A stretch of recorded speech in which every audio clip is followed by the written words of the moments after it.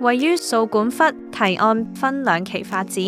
由洋房及分層住宅大樓組成，綠化為伴，環境悠閒寫意。部分高層單位更有機會眺望海景。堤岸提供22棟洋房，以4房或者5房開則，實用面積由2200幾至2400幾平方尺，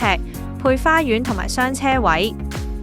另外，分層住宅大樓提供約1960伙，單位實用面積由200餘至800平方尺不等，間隔涵蓋開放式到3房，備有唔同嘅特色護工選擇。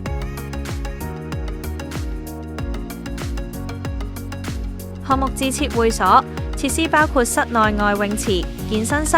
宴會廳等，並建有大面積園景區，配合掃管笏嘅寫意環境。日常購物可到黃金海岸商場同愛琴海岸商場，或揸車前往屯門市中心，盡情購物同使用社區文娛康樂設施。假日亦可登上麥理浩徑或前往黃金泳灘玩樂，親大自然。